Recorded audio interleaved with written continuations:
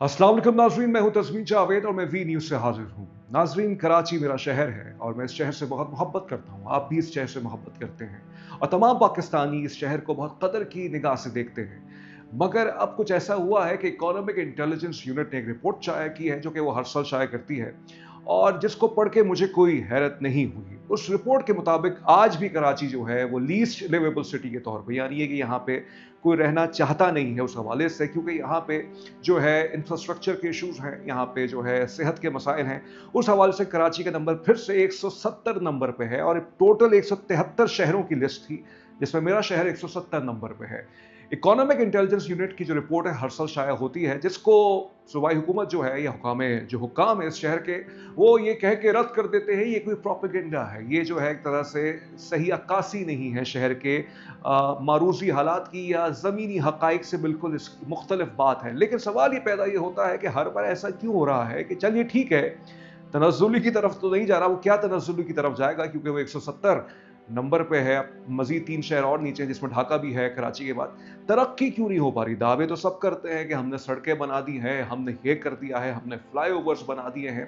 I think the problem lies in not resolving the problem. ये सबसे बड़ा issue है और शायद एड्रेस करना भी नहीं चाहते। हम ये समझते हैं कि अगर सड़क के अंदर कोई काम कर भी दिया गया है या कोई फ्लाईओवर्स बना दिए गए हैं, लेकिन जो दूसरे पैरामीटर्स होते हैं, यानी सेहत के मसाइल, यहाँ पे आलूदगी का जो मसला है, वो यहाँ पे जो है एक तरह से उसको एड्रेस नहीं किया जाता। फिर इंफ्रास्ट्रक्चर के इश्यूज हैं। जहाँ तक मेरी याददाश्त है, मैं कोई मुबालगा ही नहीं कर रहा हूँ, जब भी मैं सफ़र करता हूँ तो कहीं ना कहीं किसी रोड पे छोटा सा खड्डा तो मुझे नज़र आता ही है। और ख़ास तौर पे वो गाड़ियाँ जिनकी 600 सीसी 800 सीसी गाड़ियाँ होती हैं या 900 सीसी आप कर लीजिए, उनको जब वो खड्डे पे जाती है तो कोई ना कोई डैमेज होता है, यानी ये कि हर हफ्ते हमें मैकेनिक के पास जाना पड़ता है। तो ये बहुत सारी चीज़ों को शायद इकोनॉमिक इंटेलिजेंस यूनिट की इस रिपोर्ट ने सही तौर पे मेरे नज़दीक उसकी रिफ्लेक्शन की है। अब सवाल ये पैदा होता है कि आप पीपल्स पार्टी या और जो यहाँ पे बल्दियाती हुकूमतें हैं, सूबाई हुकूमत तो पीपल्स पार्टी की बाय द वे, क्या वो इसको प्रोपेगेंडा के तौर पे कह के इसको रद्द कर देगी या इसको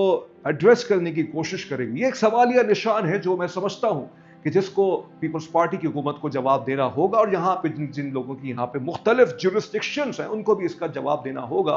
यहाँ पे कमर्शलाइजेशन के नाम पे, जैसे मैंने कभी आपको पहले बताया था कि कमर्शलाइजेशन के नाम पे यहाँ पे रेजिडेंशियल प्लॉट्स को कमर्शलाइज किया जाता है, फिर डीप्लांटेशन हो जाती है, दरख्त काटे जाते हैं, फिर हवा क्या बेहतर होगी यहाँ पे। अगर टेम्परेचर 37 डिग्री सेंटीग्रेड है, फील लाइक 50 डिग्री सेंटीग्रेड पर जा चुका है।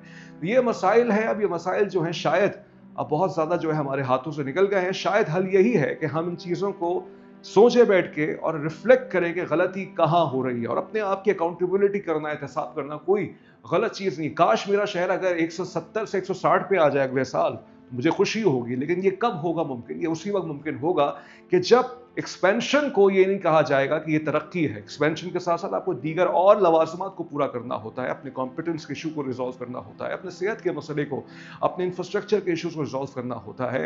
एक ऐसा माहौल, साजगार माहौल, एक साफ हवा साफ दे दीजिए, ये शायद बुनियादी मुतालबा बन गया है कराची के लोगों का। वो उसी वक्त पैदा होगी जब यहाँ पे दरख्त लगाए जाएंगे। लेकिन शायद हुकाम की जो है तवज्जो कुछ और है।